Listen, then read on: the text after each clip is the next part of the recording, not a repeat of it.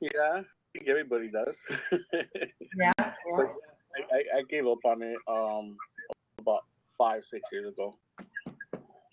Well, go ahead, Lisa. Well, You my married? question is, why did you give up on it? Is it because you got your heart broken? You don't want to get it broken again? Are you hiding from it? Well, Why?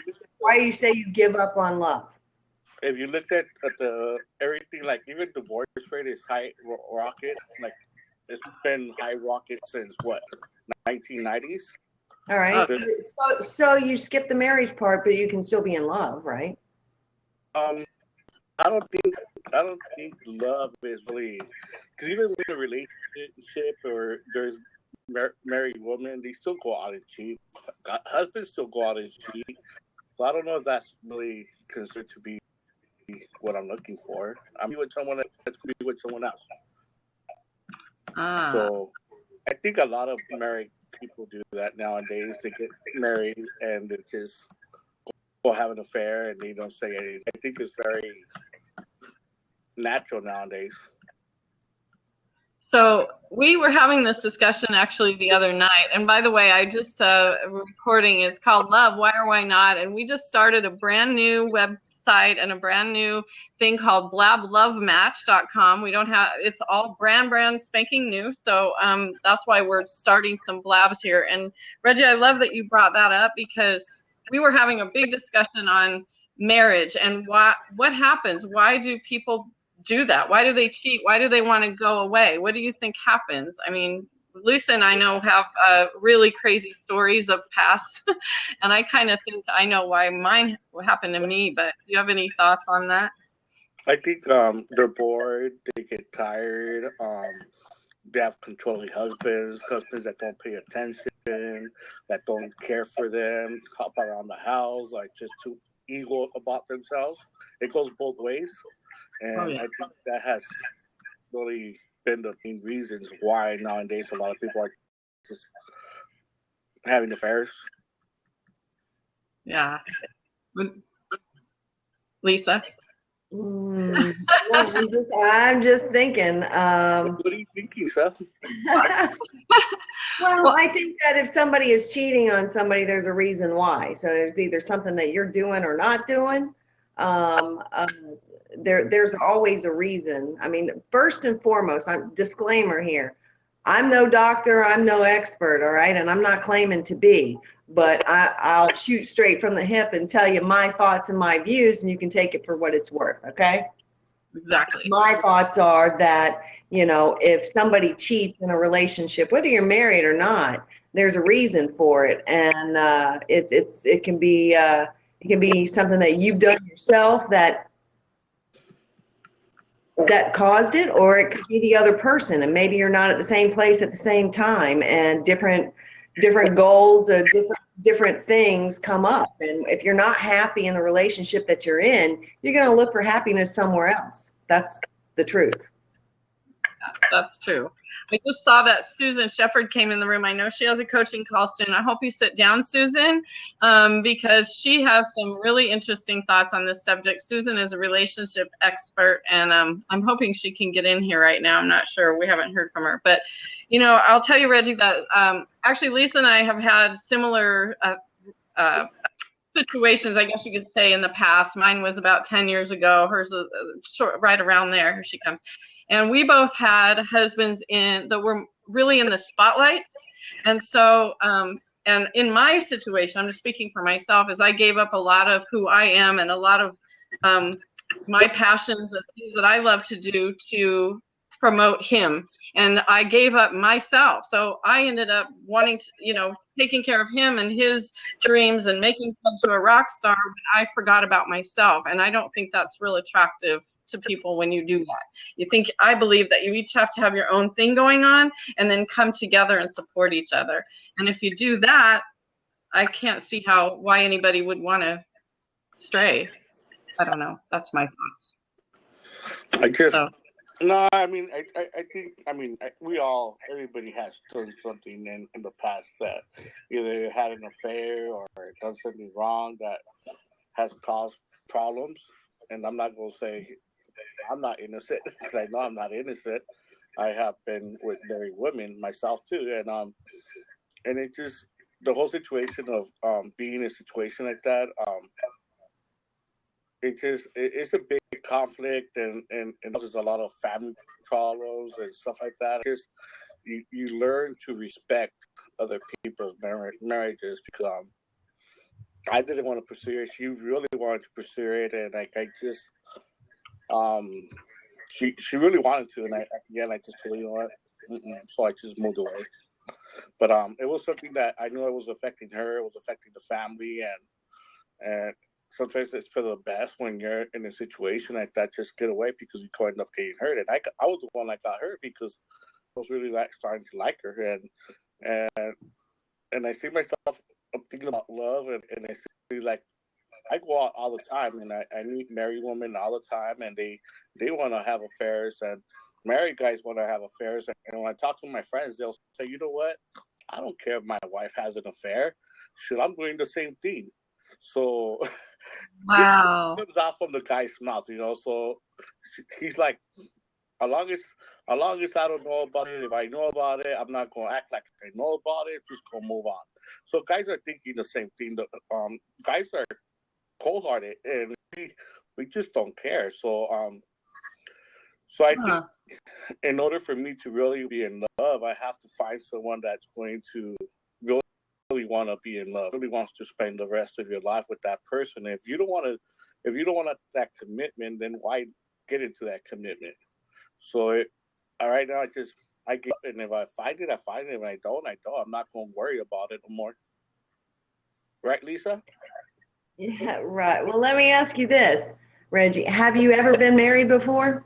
No, I don't plan to get married. Why not? Because of everything you just said? I don't see myself getting married. I never seen that.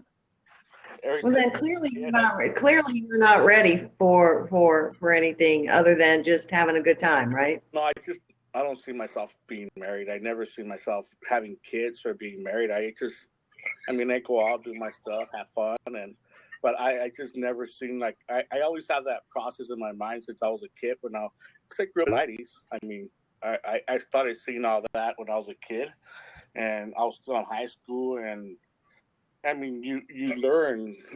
I started dating older women when I was in graduated high school right off college, and so you meet different people, and I mean, it was not something that I could say that it happened because it didn't happen. I met these married women when I was in college. I either met them through the bus or I went out dancing, and that mentality kept on going in my mind. Why do they do it? So I just started reading into it. They feel lonely. They feel depressed. They don't get attention, and they look for that attention. If that marriage guy is not giving them that attention they're looking for, they're going to find it somewhere else. So, how old are you, Reggie? Can I ask? I'm 39. Oh, okay, so you're still pretty young. Yeah.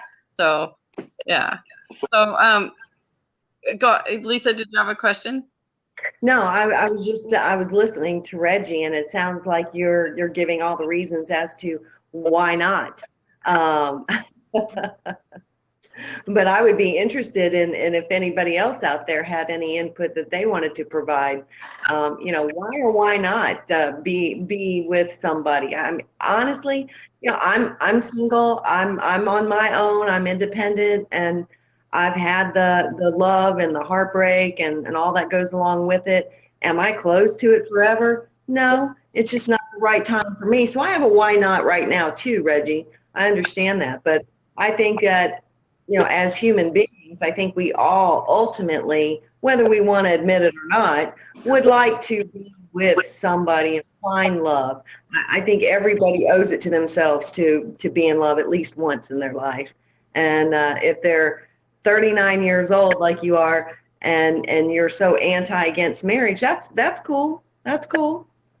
But don't close your heart to love. You don't have to get married to be in love with somebody and experience the rewarding, the goodness that comes along. Because there's a lot of bad that goes along with it. Don't get me wrong. But you gotta open up your heart and experience the good stuff. Hey Blair, thanks for joining. How are you? Good. Jump in here. What are you thinking about all this? I might have missed the beginning with Reggie, but Reggie, I just want to ask you, I heard that what you were saying was that you did want to be in love with someone who also wanted to be in love, did I get this correct? That you didn't want to be like some of your friends who were saying, oh, I don't care if my wife cheats because I'm doing the same thing, because somehow you felt that just wasn't a true committed relationship. Did I get that right? Well, yeah, most of my friends that are married are cheating. Their wives are cheating, and I started dating at a young age, and I think I never really saw a real commitment in any kind of relationship. And I've dated a lot. I've been with different girls, but I haven't committed to many relationships. Do you find that the women, like, what's wrong with the women that you're dating? What's wrong? Good question. Yeah. Good question. Are they younger? Are they younger than you are, about your age, or older? About my age. Okay. So what's wrong with them?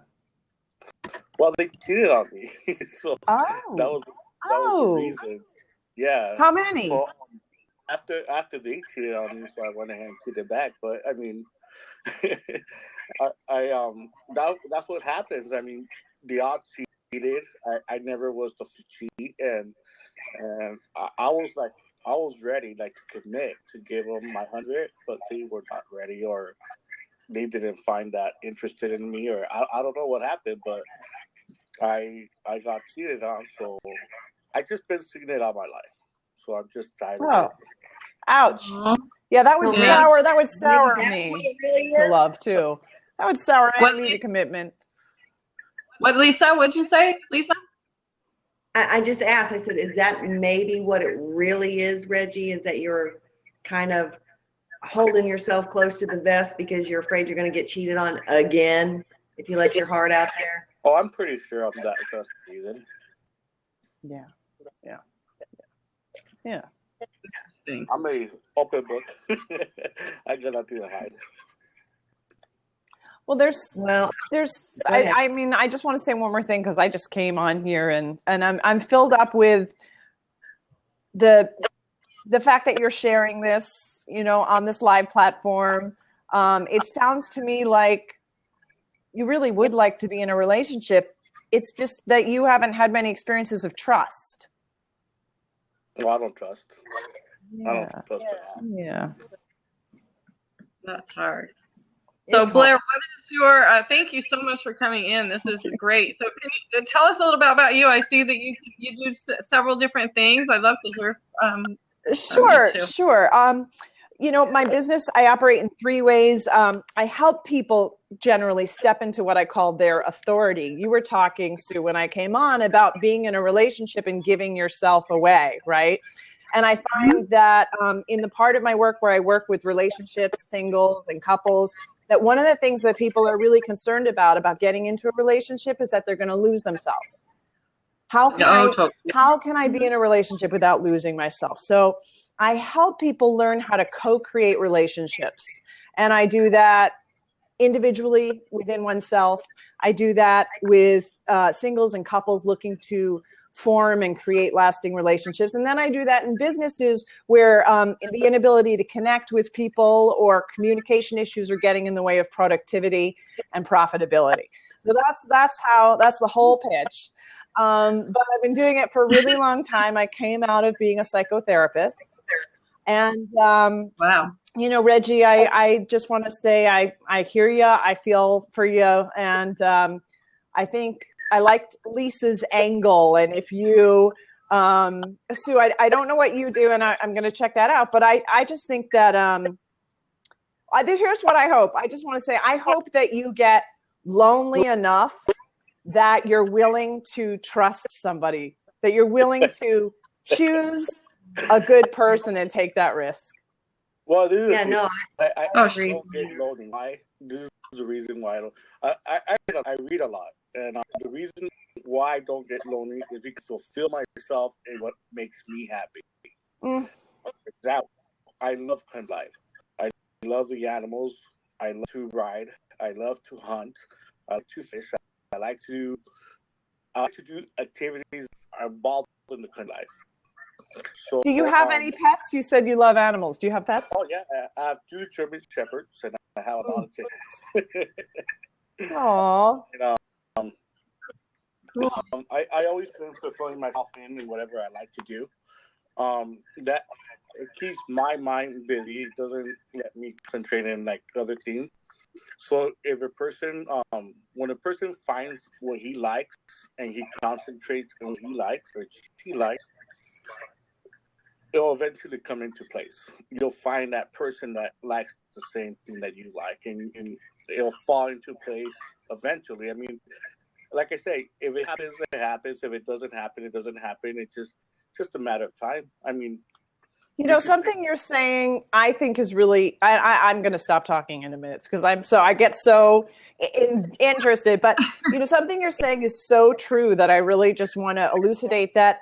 I do find that when people are happy and they genuinely, not faking it, but they genuinely make themselves happy, that that other people are drawn to them. Yeah. Oh, here comes Susan. Yes, I agree.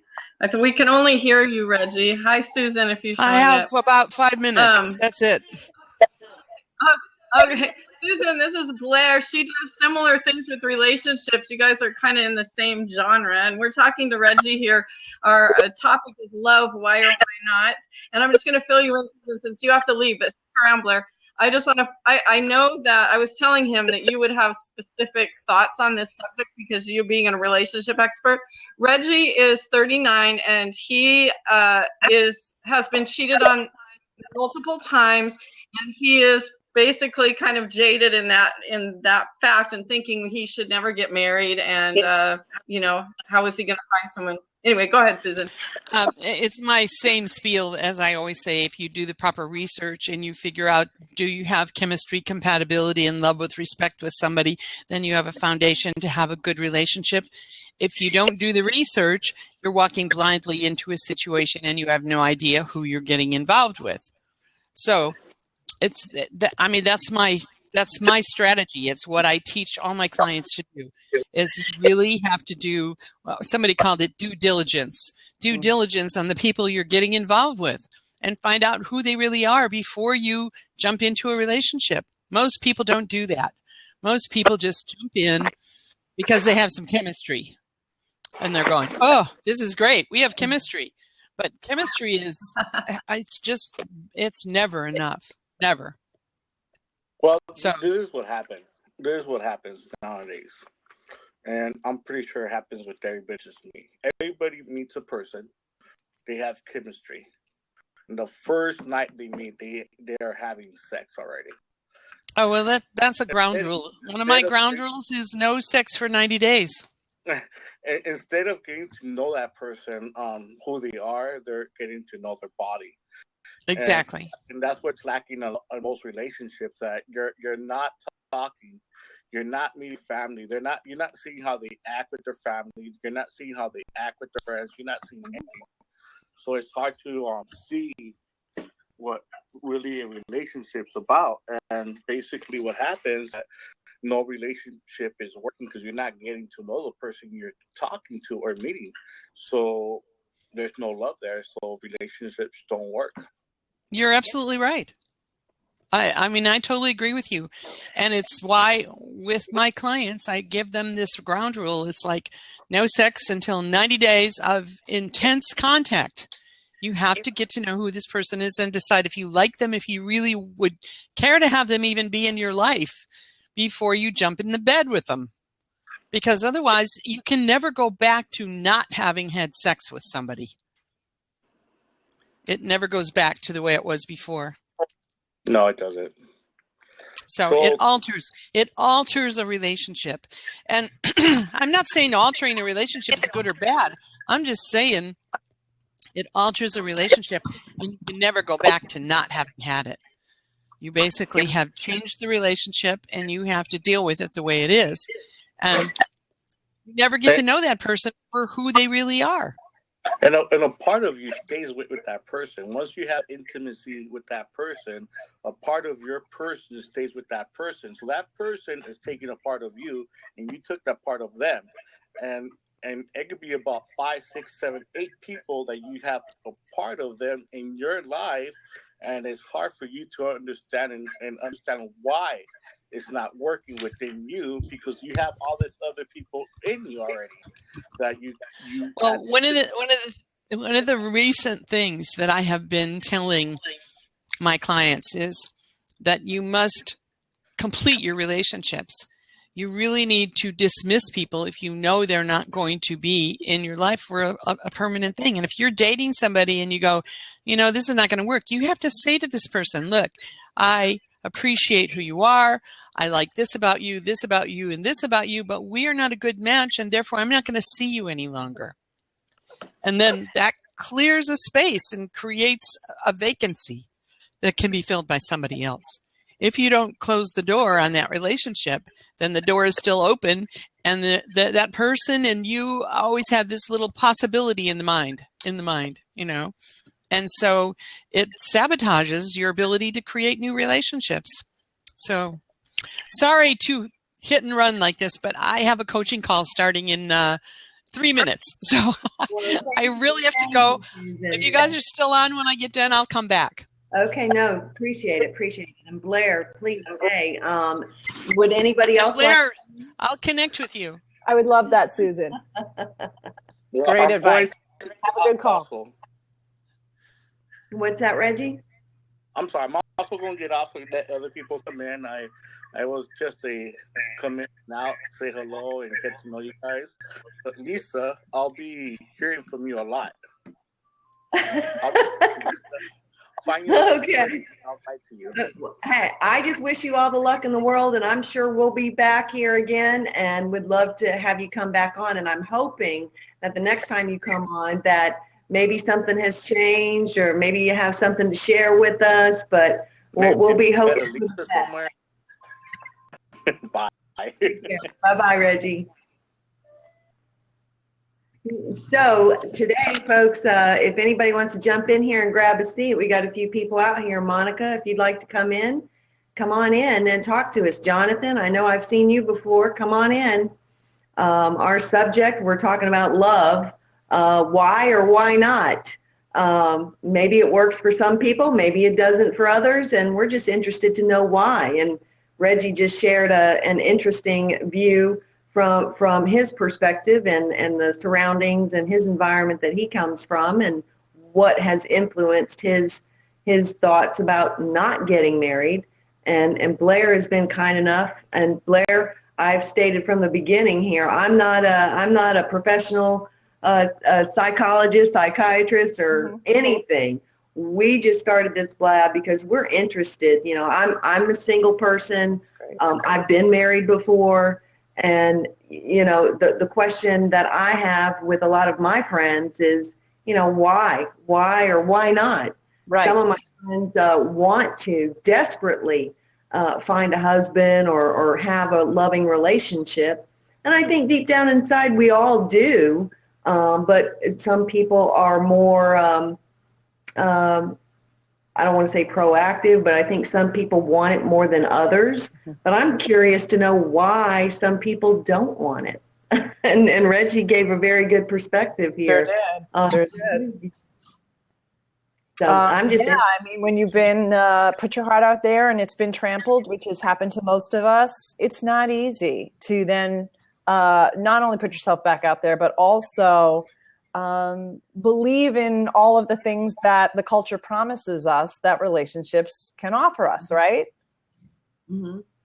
I think a lot of people get disillusioned. They grow up with this, me personally, my parents, which is a question that one of my friends mentioned, and hopefully she'll join here later when she can, but a question that she posed was, do you believe in love at first sight? Yeah, that's such a good one. I believe in karma at first sight. That's interesting. That's really interesting. Why do you say that? Yeah, because I'm interested in that. Come on in. You know, in my experience, I have a long history of relationships, being in and out of monogamous relationships. Sometimes they last up to 3.5 years, but I've definitely been an intrepid explorer in love. And I've done all kinds of dating. And in my relationship consulting, I've worked with so many different people, married people, single people, trans people. So having said that, what I think from watching people have love at first sight is that it usually comes with this incredible recognition, right? Like this feeling like we know each other, I know you, and this incredible draw. And oftentimes, not all the times, but most of the times, that love at first sight comes with incredible challenges. Incredible, you know, lots of drama, pieces of deep and chaotic growth. That's what my data shows over the years. Do you guys agree? Do you know what I'm talking about?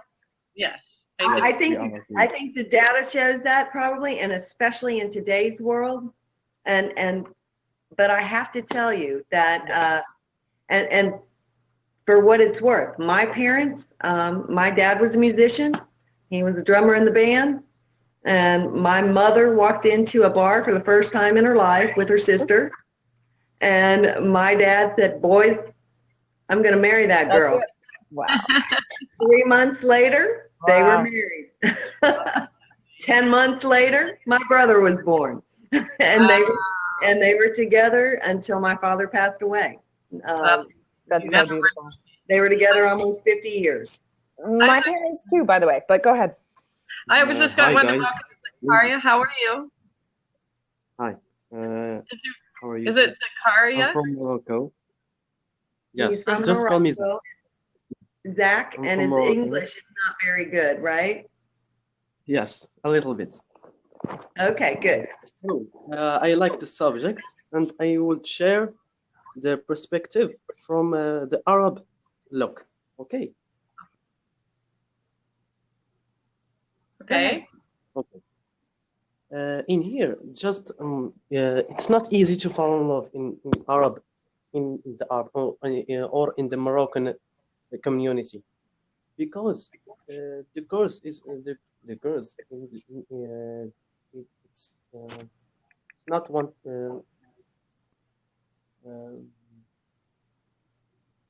It's not about just love.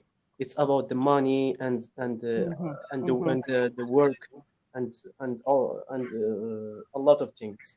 It maybe it fall in love when it fall in love with a person, but it needs rules. It need okay, I love you, but I need home. And I need a car, and I need a good job for my kids. You understand me? Oh, did we lose him? Oh, there you are. Are there arranged marriages in your country? Is it like arranged marriages? Yes, a lot of arranged marriages. Yeah. Not easy. It's not easy. If you find a girl that you love, you have to deal with his parents. You have to his parents also. So the parents kind of negotiate. The parents sort of negotiate the arranged marriage. Is that right? Yes, Yeah. that's right. I was just having this same, it's crazy, this conversation today with my a girl that works for me, and she's Filipino, but she's now in America, and she was talking about the cultures, the difference in the cultures like that, with, you know, you got the the cultures with arranged marriages, but hers was more, they go directly from home directly to marriage, and in that culture, the man, the wives are basically their property. So they have to just succumb to whatever the man wants and be bossed around by the man and do everything with him. And now she's here in America and finding that, hey, she's coming into her own and she doesn't really like that lifestyle anymore. So their marriage is breaking up because she's understanding that she has things and passions and things to share and doesn't want to live that way anymore. So I think it's so interesting, the different cultures. Exactly. Absolutely. So It's 90 of the Moroccan, it's like that. 90% of the Moroccan is like that. They have to, they treat women like property. Okay. It's not about love. It's always about kids. It's always that the man reach age of 35 or 32 years, and okay, it needs to get married, and his mother is not searching for a beautiful girl to get married and have kids. That's all. So what do you think, Zakaria? How old are you, Zakaria? How old are you?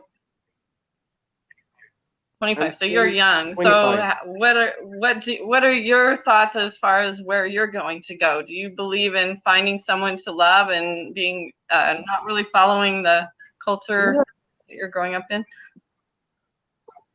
Yes. No. I don't want to follow my culture. The culture. You don't? Yes. I'm already in love, but I have problems with the community. I don't have here. It's you need to work in the government, so you can not scared to be put away. So do you feel me? I understand.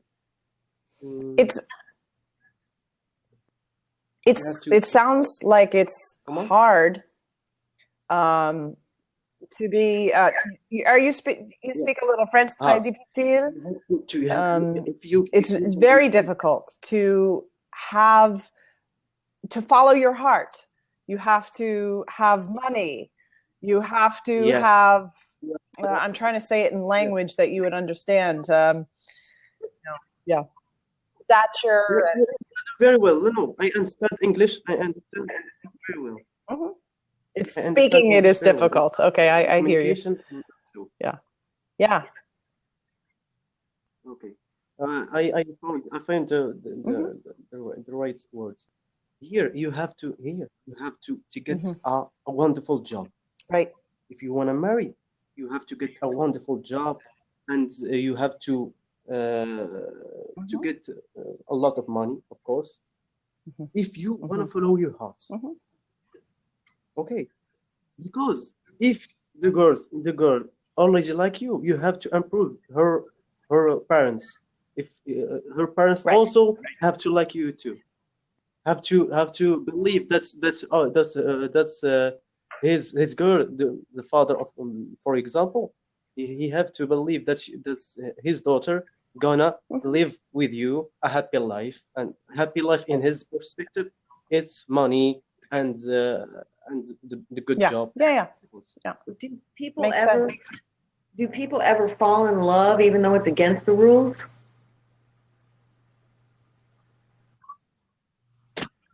Do you have any friends that have gone that path?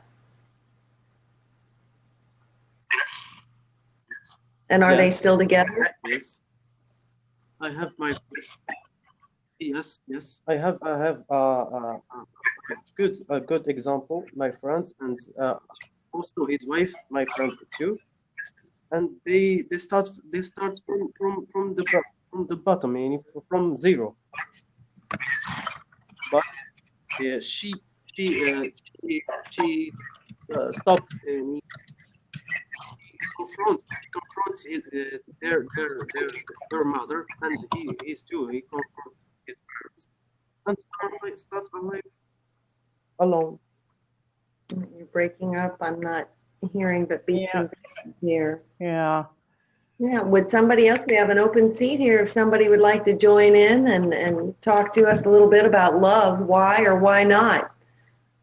That was hard, right? That he feels so restricted by the cultural requirements. That's a tough situation to be in. Yeah, and you know, somebody was on one of the blabs that Sue was doing the other night, and I noticed that he said a lot of the same about how materialistic and how you had to provide a certain lifestyle for a lot of the women in that area. And I think it was Morocco as well. So I just found it interesting that that's two different people, you know, two different guys from Morocco saying the same thing. And, you know, it's interesting, very interesting. Brings up so much how we really want to be loved for who we are, mm-hmm.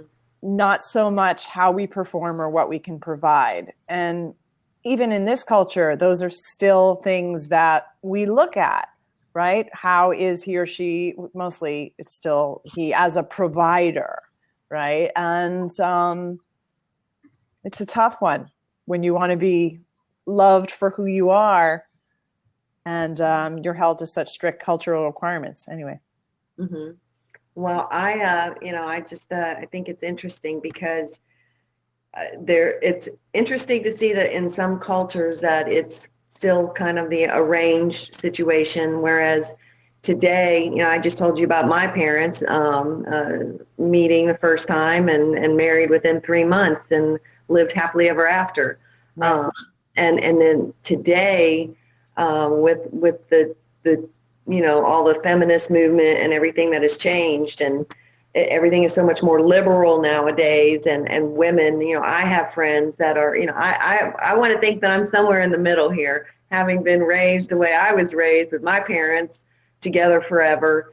And I have a lot of friends, probably more so than not, that come from divorce backgrounds, and their thoughts are a little bit different. I've got some friends that are very independent, and I like to think of myself as very independent as well, but I think I'm willing to bend a little bit, but the woman that's out there, you know, I don't need a man to open a door for me. If we're driving on a trip, I don't need a man to drive for me. I can drive myself.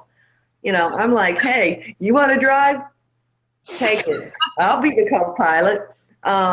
But so, I don't know. There's a lot of different extremes out there. And, you know, I know that that we've got a good mix here in the group tonight, men and women. But I'm just curious, though, you know, what are your views, women, ladies and guys? You know, ladies, do you want is chivalry dead? Not in my world. I expect it. Yeah. That's so interesting that you brought that up. I swear I've been having a lot of these crazy conversations because we've been doing these blabs for a couple of weeks. And again, I was talking to my Filipino employee who her things are this, and I'm going through something right now, trying to decide if I want to let myself into a relationship, because I have been the kind of person, and she was saying the same thing. I want to prove to the world and to myself that I can do it myself, that I'm okay, I am strong, here I am woman, hear me roar, I can fix the friggin' vacuum cleaner if I want to, I don't need a man, right? I've been that way for 10 years after my husband left me for my best friend, and I had this ridiculous, you know, gave up my whole life for him. And I was devastated at that time. You know, I ended up with no money, I ended up after a horrible car accident, I am in physical therapy going, okay, my life is over, okay? And I remember one day that the vacuum cleaner stopped working, and I was home going, oh, and I just got mad. I just went, okay, that's it. I am done feeling sorry for myself. I took the thing apart, I cleaned it, I put it back together, and it worked. And I can't even tell you, I jumped around, I danced all over that. I was like, I'm going to be just fine. Oh my gosh. So that's just how I've been. And then I continued living that way, thinking I don't need a man, I'm fine, whatever. Anyway, so this girl, her name is Lou, she said, you know what? I'm at a point where I'm proving that I know that I'll be okay. I can live on my own. I can take care of everything. I can fix the vacuum cleaner. But if someone else wants to do it for me, that's okay. At least I know I can do it. So it's kind of this attitude. It's this weird attitude. Does that make sense? Were you kind of Totally. like? Yeah, there's a whole, I think I really, if I'm going to bring it way out, what I hear you talking about is a really important rite of passage where you move from needing a man to wanting a man. And that means that you know how to take care of yourself. You can't genuinely do it if you haven't had an experience of taking full care of yourself. Yeah. Yeah, and we were saying about that too. So Lou, the Filipino wife, she's never been on her own, not ever. And I just thoroughly believe that especially woman, needs to live alone at one time or another before they get in a relationship. You need to know that you're going to be okay. You need to love yourself. You need to love being alone and being on your. I can't even tell you what it does for you. And then you need to make room if you want to let someone in your life, of course. Yeah. So Lisa, you're kind of in that place where I've been too. It's like, oh no, pushing them away, building the wall. You know, the thing that I had to learn how to do was, you know, I had to learn how to kill snakes. Kill what? Snakes? Oh, mine was spiders. Anyway, go ahead. Yeah, spiders, nothing, but you know, you walk into the garage or whatever, and there's a king snake or something laying out in the garage. You got to do something, and it's either you or it's them. And if it's not dead, it's going to be back. So how do you kill a snake? You got a split second to think about what you're going to do, right? Yeah. How do you kill a snake? Shovel. Shovel. Okay, good to know.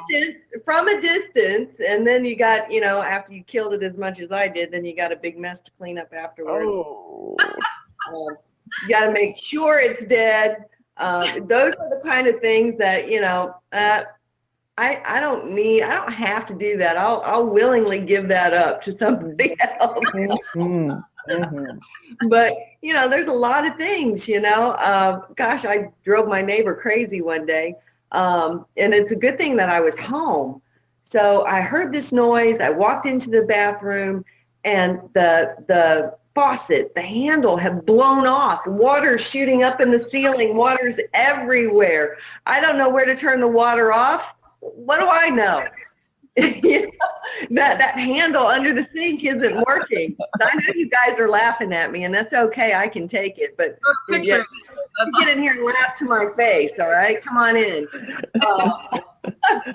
So my neighbor comes over, and we have to find the main water valve and turn the water off. And just a heck of a mess to clean up. But, you know, yeah, there are times where, you know, I don't want to be so independent. Yeah, totally. Are you single, Blair? I'm not right now. No.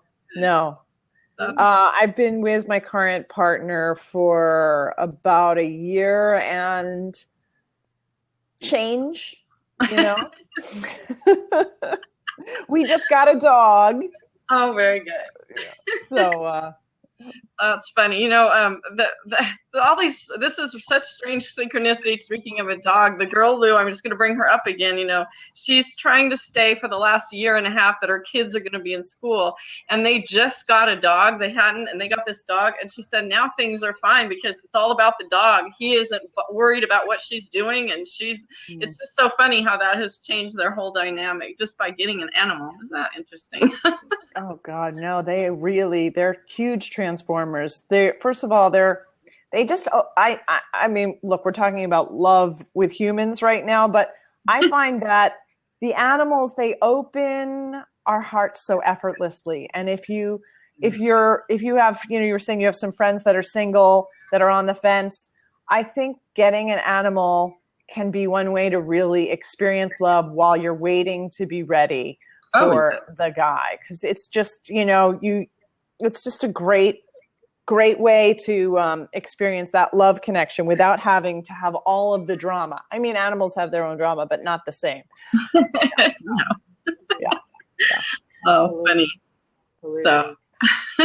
Well, Sue, you still have your cats. I lost mine a couple of years ago, but I'm not ready to get into having the responsibility and the commitment of having any more animals right now. I want to go while I'm still young enough and healthy enough to go, and I want to go see the world. I'm going to make my dreams come true. Wow. So are you going to travel the world?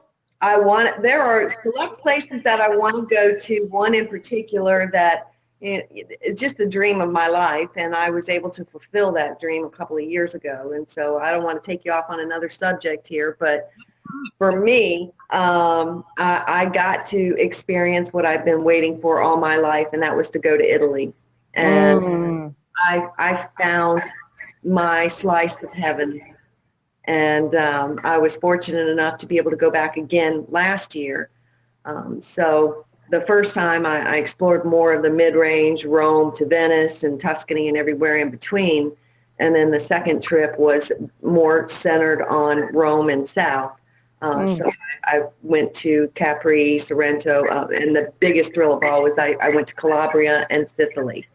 And oh my God, it was phenomenal. And I'm dying to go back. I just can't find anybody that'll go. And you don't want to go alone. Every year I want to go back. That's where I want to go. That is Karen will go. Yeah, so Karen, you want to go? come sit down with us for a little bit. It is the best thing in the world. I think that everybody, I don't know, I love whatever. If you have something in your heart, you should pursue it and do whatever you can to make it happen and come true. And I think for most people, going back to the subject on love, I think everybody ultimately wants to be. I think that's how we're designed.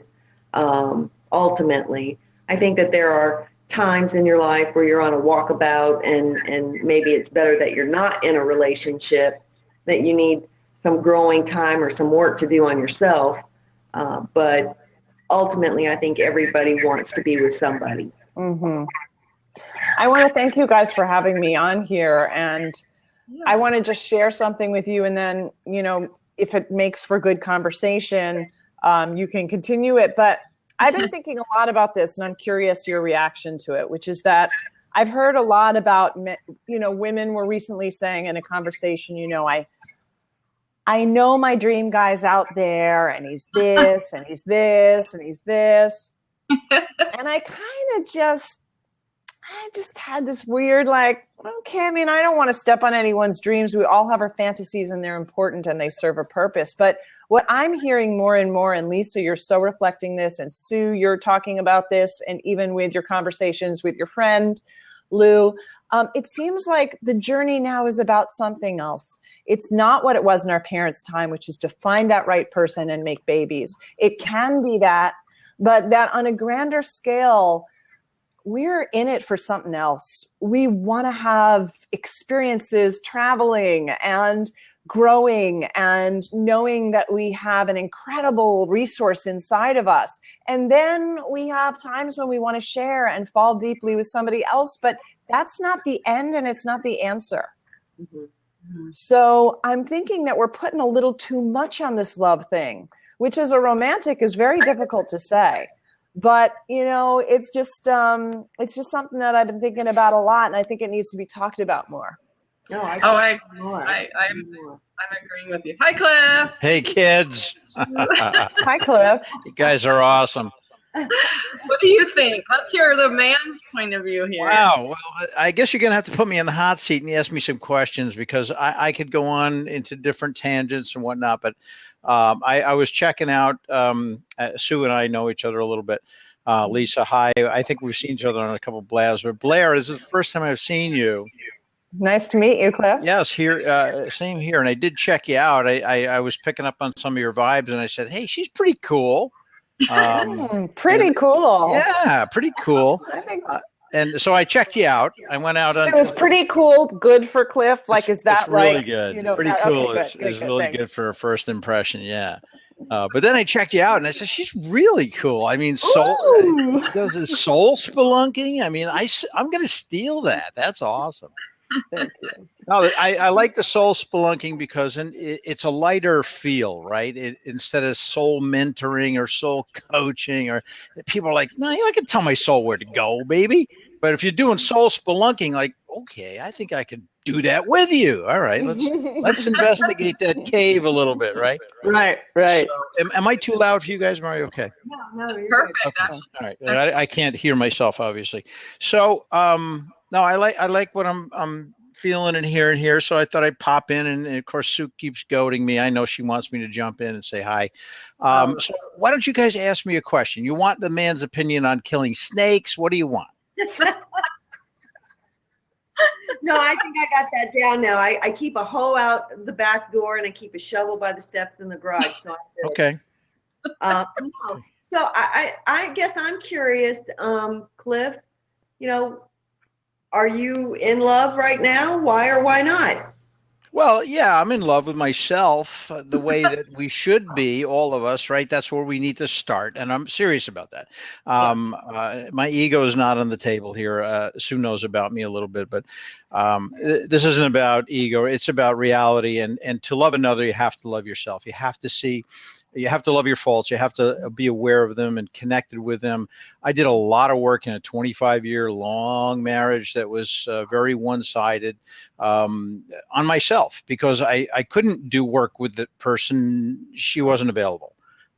She wasn't available for a number of reasons on her end mainly. And then, a lot of manipulation and other things. So I got to reflect, and I got to use, at times I became the mirror. So I no longer had these fear-based things coming to me from these outside forces and realized what was real. And I did a lot of growing. Now, some people would revert to watching television or drinking or taking it out or having an affair, all that stuff that men and women do when they're in that kind of a situation. I didn't. I went inward. I looked for who I wanted to be, what I could be, what I could bring forth to the world, and that's what I've been working on for years. I've been divorced I left in 2009, 2010 it was formal, and so it's been wonderful for me. I because that that ball and chain in almost a real sense was lifted away. It was such a negative and suffering situation on the other side. It was such a lightening of the load for me that I didn't have to come into an environment every evening if I was at work coming home, or I worked from home a lot too. So it was a tough environment to be in during that. But what I was able to learn, again, I look at everything as a learning experience. 25 years is a long time. It's quarter century to be with one person. And I called it. I said, the love is not there. It never was. It was always almost an arranged marriage. You guys are talking about the Moroccan fellow earlier. He was explaining that from their side. But it was more like I was just the breadwinner. She didn't really want to work. And so that's her shtick. And so there was a lot of discussion about that over the years and a lot of therapies and joint therapy and couples therapy. And every time things got tough, she booted it out of the therapist. She said, I don't like that therapist. We got to stop doing that. So we never really got very far. But here I am. I mean, it's a journey for all of us. I think relationships learned a lot from that. And got to reflect a lot. And a lot of people don't come out of those relationships with a lot of reflection and inner work. And I think that's a tragedy of people who do stay for the kids or whatever the reason is, that sometimes they just can't, they aren't aware enough about what is and what isn't so. So I got in touch with that, and I feel good about it. Great. So she had to leave? Yeah, she had to go. So. Oh. No, they keep going. And Corianne, if you want to come in, jump on in, girl. Oh yes, we'd love to see you again. So why don't you guys throw me a question about a different question about? I'm curious. So, are you in a relationship now? Sort of. Yeah. I've broken up with her for 3 years running 3 times. So oh, no. every spring.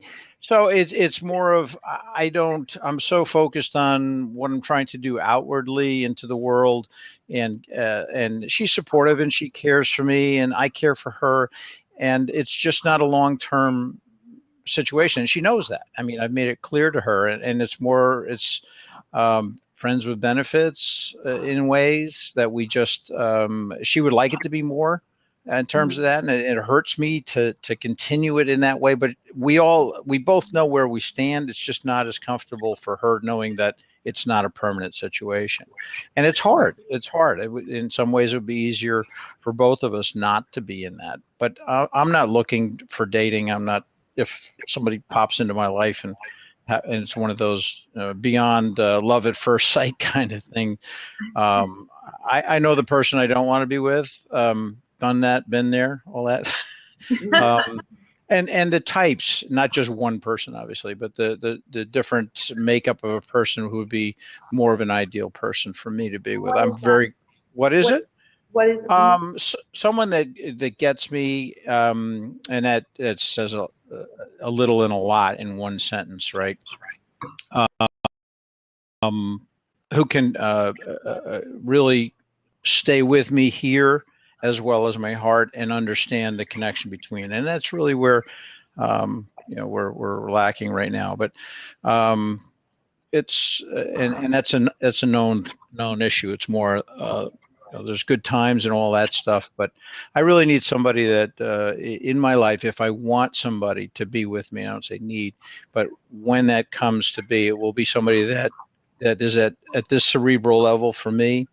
I can have that conversation and they will get it again from head to heart about where I'm coming from. And I've met some people like that. They just weren't. They weren't the whole package, and there's a lot to that. There's got to be the attraction piece, and I don't mean physically. And the attraction for me is more up here. And I'm not the typical guy, I guess, is what I'm getting at. I'm a little more well-rounded than the typical male of the species out there, from what I've seen and what people have told me. So here comes Karen. Thanks. Yay. Hi, Karen. Hey, Karen, I just want to ask you one more question, though. But, I mean, is it something that you do want in the future? Yeah. I mean, it's not I'm seeking at this moment. I think that as my life has been going the last 5 or so years, the right things come to me at the right time. And I don't look at a woman as a thing at all. I don't want to put her in a category. But I believe that the right person will show up for me. I put that energy out there. There's no blocks for me if that person will show up at the right time. And I'm flat out. I mean, it's crazy what I'm doing right now. I'm trying to transition out of what I'm doing and have been doing for over 11 years into what I want to be doing and should be doing. So I'm extremely, just discombobulated. Went to bed at 6 a.m. Oh my goodness. So I'm melting. I almost didn't come on just because I'm so kind of exhausted here, and I'm not my best game right now. So thanks. Hi, Karen. Welcome. Thanks for sitting. Thanks for asking me to come in. So, what are your thoughts? Tell us your story first of all. Yeah, Single. I'm single, and I don't know. I've never been married, and I've been single really most of my adult life. With short relationships.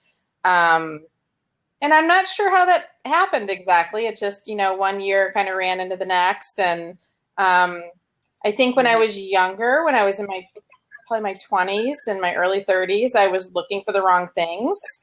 Or I was, at the time, I thought they were the right things. But, there were things that now looking back, I realized that maybe weren't so important.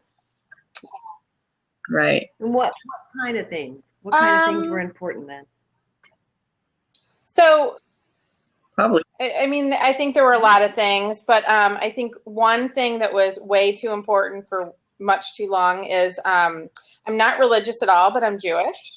And so when I was younger and I was thinking I don't have kids. And so, but when I was thinking I wanted to meet somebody and get married and have kids, the religion was a big deal to me at that point. And so that just really, I live in a city where we're a fairly small, it's a fairly big Jewish community compared to a lot of places. but it's still the typical person I'm running into on the street. If I go to the grocery store, if I go to a whatever, you know, it limited my pool dramatically. And so that was too big of a deal for too long. And then I kind of got past it. And there were, I don't know, there were other things, but I think that, and then I hit a point where I was kind of, there was this kind of person that I imagined that I wanted to be with, this kind of persona of the kind of person that was like my dream person, but I wasn't doing the things to make myself interesting to that kind of a person. And I think, so I had this image of this person that was maybe a little artsy and a little urban and like to go to, you know, foreign films and like to go to ethnic restaurants and all of this stuff. I had this image of this would like, I would love to be with this kind of a person. And if I was with that kind of a person, I would do all of these things. But I didn't really have anybody to go do those things with, and so I wasn't doing them. So when I met somebody like that, I wasn't very interesting to them. And so that was something that was a big shift for me. It was like I had to stop waiting. I had to stop waiting to meet that person to become what to get the lifestyle I wanted. Because if that makes sense, like, you know, the person that I wanted to be with wanted somebody different than me. But I wanted to be that person. I just didn't know how to get there on my own. And so that took some time, and that's been a big shift for me. And so I think that I finally have morphed kind of a little bit into what I want, and whether or not I find that, you know, at this point, if I met somebody that had the kinds of traits I wanted, I think I would be more interesting to that person at this point. But it's been hard. Well, I admire you. I mean, first of all, Karen, I mean, you've got to be yourself, and you've got to be true to yourself. You can't mold yourself and change yourself to be what you think is going to be the type of girl that somebody wants you to be. I wasn't the kind of person that I wanted to be, though. Like, I wanted to be this other thing, and I just was kind of using the excuse of I needed somebody to go do this stuff with me in order to have that be a part of my life. And since there wasn't anybody to do that with me, I just didn't do it. And so I was unhappy. And I finally, you know, made the leap and said, you know, it's time for me to just be what I want to be, regardless of whether there's somebody there. And in the process, if I actually meet that kind of person I want to be with, I'm actually going to be a more interesting person. But even if I never meet that person, I'm going to have a better life. You know, I'm going to have the life I want. There you go. You're on the right track there. I know I spent many years being what I thought somebody wanted me to be. And it's a very unhealthy place to be. It takes all of your self-esteem. It takes all of your personal identity. It takes all of who you are away from you. And you become this thing that's connected, and your identity is gone. You become what somebody else made you into be. And then when that doesn't work and things still fall apart, because they usually do in a situation like that. We lost her. Oh, shoot. Hopefully. Keep going. Oh, that's really interesting. Anyway, what I found was that I went and I had to do a lot of self-discovery myself. And I have become my own person with my own identity, not somebody that was married to somebody else or whatever. That's so-and-so's wife, or that's so-and-so's ex-wife. It's me, and it's all about me, and to make a choice in being somebody's other or being yourself. And a lot of young women today, and if that's anything that I hope that any young person walks away from this conversation or any future conversation, is that, you know, you've got to do your own, it's your own journey. You've got to do your own thing, and you've got to be who you are, because you're the one that has to live with you for the rest of your life. Nobody else does. It's interesting because that's really true, but I think one of the things that I'm struggling with is that as you get older, you know, what Cliff was talking about really resonated with me. Mm-hmm. You know, I've been living alone for so long now that I would love, you know, theoretically, I would like to have that person in my life. If nothing else, is somebody to go to Italy with.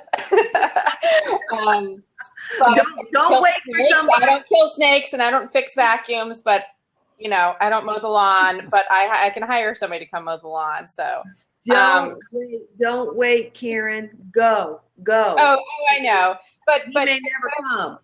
What I was going to say was, you know, what I'm struggling with is that I think as we get older, we all kind of figure out what really works for us.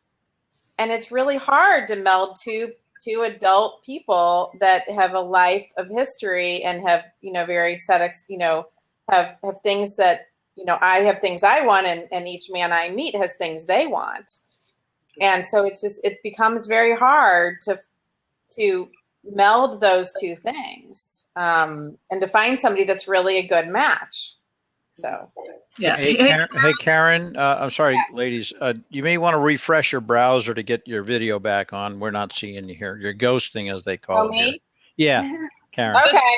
Just refresh real quick. We're going to hold your seat. Yeah. Okay.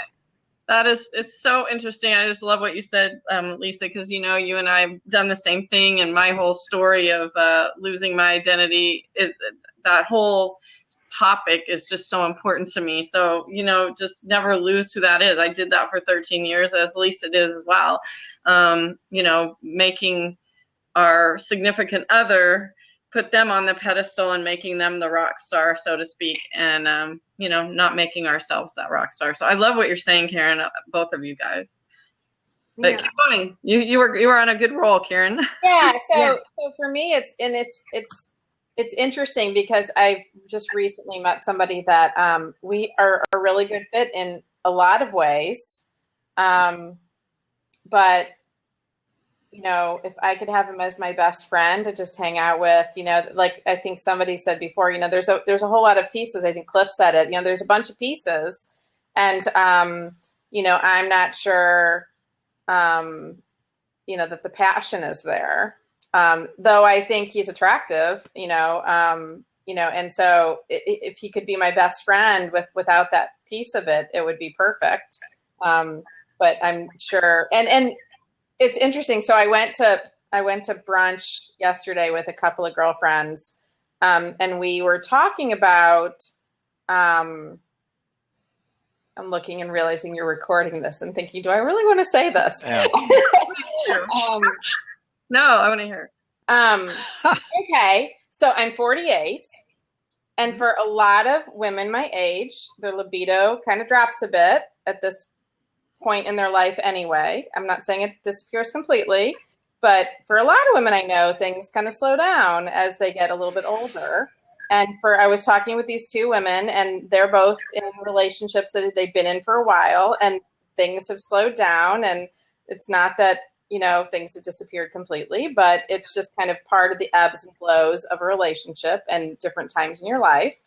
And so I think, you know, being at this age and starting something is interesting, because I think that there's challenges there. And I don't know, what anybody else thinks about that, but I think that, you know, my interest, no matter how much I like somebody, is just not the same as it was when I was 20 or 25 or 30. It's just, you know, hormonally things are different. Well, So. I think there's a number of points there, and I'm like one of the women, so it's okay. You're talking about this stuff. It's all good. And I get it, but it really is, as we mature, hopefully, that we get to the point where those particular things aren't as important as they were. It's more about companionship. It's more about going to Italy and having a good time and enjoying each other. And you know, if you get all the pieces to come together, that's a good luck streak. And but it's got to be some of the key things that are important to you, right? The important pieces. If you can have the passion, and passion wanes, we know that, but at the same time, if you've got some synergy and energy connectivity, I think that's the most important thing. And then the brain stuff and the heart stuff obviously all comes along, and but I think as we've matured, hopefully as we mature, we don't go further down into the pits of what one would call stagnation or get stuck in your ways. And I think a lot of people do, obviously, but at the same time, I think a lot of us today are looking beyond that. At least I hope so for us folks in our age groups here, that they're growing, they're continuing to grow, and that they're looking at and being more flexible in their latter years here to say, oh, that doesn't mean anything, like you're saying, Karen. That stuff that I was stuck on years ago doesn't matter to me anymore. It's more about these other things that are important. And I know I'm being nebulous, but it's. You make sense. Yeah, and again, I think that if you what I've experienced in a lot of ways over the years is that when you put that energy out there and let go of your expectations of the right person or this specific person who's going to look like this, feel like this, and all these things, it will come. That person will show up, and that's the intention. You talk about law of attraction, all that stuff, whatever you want to put a label on it. That shit works. I am a walking example of the law of attraction. Whatever. I never read the book, never watched a movie, none of that stuff. It just happens when you get into the zone where you're feeling that you're in command, you're in control, and you guys are. Lisa was talking about earlier, and so was Sue and yourself. That flow, people will feel that, and those people, that person who you want to be with you, they'll show up, they'll feel it, they'll sense it, and they'll be there. It may not be in 2015, but it may be next week. You never know. I'm gonna throw this in because I'm glad you're bringing you guys making me want to say a bunch of stuff. So first of all, Karen, I've been I don't know if I agree with you with the whole libido thing getting older, because I was having another conversation with that it gets better but I'm 53 and I think it starts going back up when you get older. But anyway, maybe I'm just not with the right person, and that's the other piece of it. Right. It's hard because he could be like this great partner yes. But I'm thinking he's probably not the right person because there's a big piece missing. So yeah. Well, I'm so interested in what you said about you have this guy and he'd be a great friend, and that's so interesting because the guys that I was just talking the other day, the guys that seem to be attracted to me, so I've been single for 10 years, okay, and the guys that are attracted to me are usually about my age, but they're just out of a relationship, and they raised all the kids, and they're newly single because they got divorced or whatever.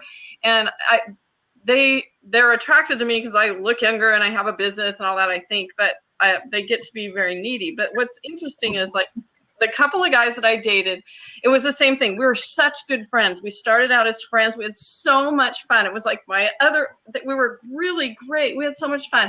But the minute it crossed that line, it was like, oh my God, I can't stand to be around you anymore. And now they're no longer my friend. We lost Lisa. So it was really sad because I lost my friend, and but he would have been the perfect guide for me, but I built this giant 10-inch thick wall around me that, I don't want to go there. I don't want to go there. And then when I let it go there, it just ruined everything. So I've been exactly where you are. It's like, this guy'd probably be perfect for you, right? But you just afraid to let it go to that thing because you might lose a friend. I don't know. That's where wait. No, we weren't friends. I mean, we met, it was, on a first date, so, online dating. So we just got to know each other. Oh, so, wow. Okay. Very different scenario. Yeah. Sue, is it Sue? I'm sorry, Sue. Is this Sally and Harry? Is this what? Sally met Harry? Is that Harry met Sally? What do you mean? Yeah, Harry met Sally. I mean, that's what you just went through, right? It's like you can't go over the line. It screws up the friendship. Yeah, probably. Yes. It sounded like it to me. I don't know if anybody else is picking up on that. I think it only screws it up if you're deep down your gut, you can kind of know you don't really want to go there, or because otherwise it can be Harry Met Sally. It can turn into be something amazing. Yeah, it could, but I mean, a lot of men don't, and especially the men you're kind of laying out there for us, Sue, is they don't have the depth, I think, to go there, and the commitment and the all of the things that you look for. Once you break over to that line, it's like, oh, whoa, run away, right? It's putting them back in there. I mean, you need somebody that's been out for 10 years or 5 years who really has their stuff together, and it's hard to find. I mean, and it's not, again, my ego all aside. I mean, I've done a lot of work, and most of the guys I bump into they haven't had the opportunity in a lot of cases because they've had the woman to be there, not to kill the snakes, but to cook the meal and take care of the kid and do whatever it is they're doing. Or, there's all kinds of different roles out there over the years. But I think that they've had that mom figure in their life, and they've also feel, I will tell you personally, that it was, to me, it felt like a cage. And that's what men run away from. I think that's what you will continue to find, no matter how well healed they are. And it's not why I've broken up with my great friend here a number of times. At times she will go into that area where I'm feeling that caging again. And feeling like, and it's not like I want to run around and do this, do that, but it's all of a sudden it's a tone like you're not spending enough time with me, or I wish we had more time together. And I've got a lot of fires to be working on right now, and it just felt, and it feels sometimes like that. And I make it real clear with her. I said, I'm feeling that feeling. And it's not good for either one of us to have that happening. And she'll back off. A lot of women do that. A lot of women tend to do that, I think. Oh yeah, I get it. And it's not. Some of it is the way it is, and you just gotta. And that's the other thing is I look for, if I were to say, hey, who's the ideal person for me? Somebody's independent. They've been out there for years on their own, possibly have taken on the snakes and won in their lives. And hey, there she is, the snake killer. Oh no. It's funny you say that, because I hear so many men say that they want somebody independent, and I'm really independent. And I think that deep down, a lot of men, most of the men I've met, they may say they want independence, but they really want to be needed. Right. And so I have learned to find things and make a big deal out of stuff, that is kind of stupid, but I'll go out of my way to make sure that, that the guys I'm dating know that I'm afraid of spiders, and that I won't climb on ladders to clean my gutters, and that I don't know how to fix things. I mean, because I can hire people to do all those things, but they need to know they're needed. That they're needed. I get it. No, I get it. Like I said, I'm not the best guy. I'm not the best guy to have on this blab, because I'm too much in touch with. I can fix anything, and I can be a woman. I can be a man. I mean, I'm all over the map in terms of if you ran any psychological test, the 4 grids like we're in, I'm right about here in the middle. Okay, I always end up pretty balanced. And again, it's rare, because most of us in a short life that we have here, we don't have the chance to get to that point. We're not aware enough. We're not alert enough. We're not observant enough. And then maybe we are, and then we don't know what to do with all that. And then we just say, the hell with it. I've done a lot. I mean, since I was 19, I was interested in psychology. What makes me tick? What makes everybody else tick? Why are they ticking so loudly? Why are they ticking so quietly? And everything in between, right? And so it always intrigued me more than engineering and all that stuff I went to school for, and figuring out problems. I can solve, crazy things. And I always was very intrigued with, and still am, obviously, with people and why they do things. I was a recruiter for 15 years. I found dating very intriguing and interesting, because after coming out of 15 plus years of recruiting and knowing how to connect with people, communicate with people, it was on one hand fun, and on the other hand great stories. I mean, when people would just, I could stop a dinner conversation if I started talking about my dates, and they were like, "What? All right, forget it. Everybody shut up. I want to hear this." And it was, it was interesting, intriguing about the people I'd actually end up on a date with. They would seem like they were pretty well matched because I was a recruiter. That's what I did. I listened very carefully on the phone. We didn't have Blab back then, right? And that was only a few years ago.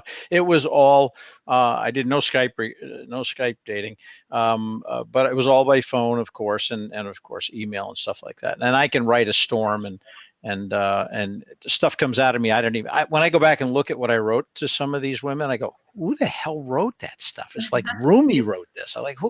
I've never seen anything like this. So I'm obviously channeling something else when I get into the zone. But again, I'm not the typical guy out there that is unaware or really doesn't understand the mom thing and the need the woman thing, and the woman needs me. I need to be felt like I'm needed. I've always been independent, even in that 25-year-long relationship. It wasn't like I didn't need her to need me, and vice versa. It was very much just two people paralleling down a path, and there was some connection called money, and then a child, and that was the whole thing. And, So, go ahead. I'm sorry. Yeah, I just have a question, Cliff, because I want to address what Karen said, because I think it's really interesting. I feel the same way you do. I just love how people think. But for example, just in my experience, so my ex-husband, we were together 13 years, and he always said that he was attracted to me because I had a career and I was strong and I was independent and I could take care of myself. But he ended up leaving me for the flailing, blonde, younger woman that didn't have any money in her account. And oh my gosh, she couldn't take care of herself. And he needed to be the man and go and save her. And so it really screwed with my head that what do men want? Like you said, Karen, exactly what you said. They want to save us. They want to be the hunter and gather and go and save the world. Or do they want, but initially it seems like they're attracted to the strong women. I know we have 3 of them in this thing right here, but then they tend to go towards them. So I don't know. I mean, tell us, is it different with every man, or is it kind of, I don't know. What do you guys think? Let me jump in here for just a second. I think that there are some guys out there that are what they call puppy savers. Yes. And they want, and maybe it's an insecurity or something that they have coming into a relationship, but they want, they say they want the strong, independent woman. They want, someone who can take care of themselves. They don't want to have to, do everything for them. But then again, a lot of guys are attracted to what I call puppy saving. And that is they want to get the meek little submissive person, and they want to mold them and create them and build their confidence and make them into these strong, independent women. And then if they become that woman, they're out of here. They're on to the next one that they can fix and save and give the credit card, do the whole pretty woman thing, take them shopping, do all that kind of stuff.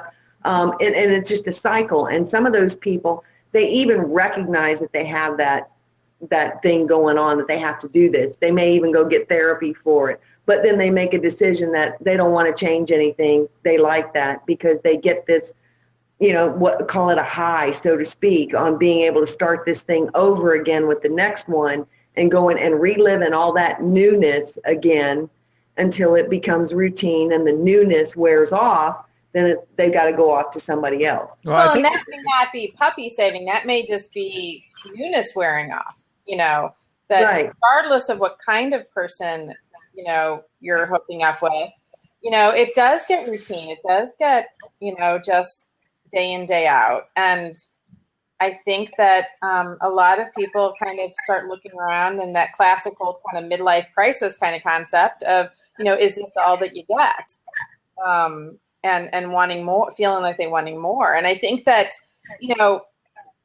we have so many, the changes that have happened in the last generation so that women can support themselves, and men know how to cook, And both men and women can really take care of themselves, where a generation ago that really wasn't the case. You were talking before, Lisa, when I first popped in, about how your parents were together for been together for so long, and mine were too.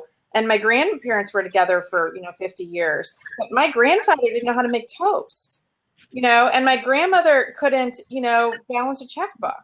And so they had different roles, and it wasn't all about romantic love. It was about, they had a different life, they had different needs, and they met each other's needs. And today we all can really take care of ourselves. So we don't need each other. We just want each other. And I think that makes it so much harder to make a relationship last, because our expectations, we grew up thinking, we can have the Cinderella, we can fall in love and we can have everything. And well, that goes back to a whole nother subject there, but it's worth exploring here. Why? What changed that? What made that change? What made the change? Mm-hmm. I mean, I think the economics of women being able to, that they could go out and get a job and support themselves. Well, I think, it goes back to in the 70s or whatever, when the feminist move came in, and things changed. And, right. I'm a woman, hear me roar. I can do this. I can do that. I want to be on the front lines now. I want to, women can do this. Women can do that. I can put air in my tire. I know how to check it. I know how to check oil and put oil in my car. There are things that I had to learn how to do. And I think a lot of women learn how to do a lot of that at a much earlier age than what they used to. But the flip side, I would say, is that's true for men too. I mean, I think, men in my parents' generation didn't know how to do laundry and didn't know how to cook. And, so they needed somebody to do certain things for them, just like women needed men to do certain things. And, so I think, and, when I think about it, I mean, I think that women have these advantages that we don't have to be in a relationship now to get by. But the flip side is, I think there's a lot of pressure off of men. When I talk with my nephews who are in their 20s, they don't have that same pressure of being the sole breadwinner. There's an expectation that their wives are going to work. And even if their wives take some time off when the kids are young, there's an expectation that when the kids get older, that they'll go back to work. So which is better? Now, I'd like to hear some of the people out there too. So which is better? If Cliff, would you mind? I'd like you to stick around, but Kenneth has some really interesting things to say. Yeah, I want to let him in. One thing I'd like to say before I go, and I will jump. The comment about Karen, about the men needing to do that caretaking thing, and then when it's done and the woman becomes stronger and all that, or the kids have gone off or whatever it is, and then they tend to like, well, something new and shiny and all that. I think what they need is a sense. What's that? Lisa said that, not me. Oh, sorry. But you were talking about, I think, right. Monotonous and routine. Yeah, the routine and all that. But what I do know about men, because I think I am one once in a while, that they need a sense of purpose. And on top of that, I want you to think about it as I'm gone. The idea that it's easier for most men to do that thing we do, right? Which is do the caretaking thing, especially if you're weaker and you're ditzy or you're, and guiding, or that we can do that caretaking or guiding or lifting up and not the controlling guys. I want to set them aside. I'm talking about the actual men, sort of like I like to lift people up and have them spread their wings and fly, whether they're flying in the cage or in whatever in the zone with me, or flying on their own. It's just more I get a charge out of moving any person up, any gender, and having them find their own way and giving them the guide and showing them how to fish and showing them how to kill snakes or whatever it is they need to do. That charges me up. It's about helping others do for themselves. But again, I'm not the typical guy, and I do know about typical guys. I hang with them and I talk to the therapist and everything else and experience them.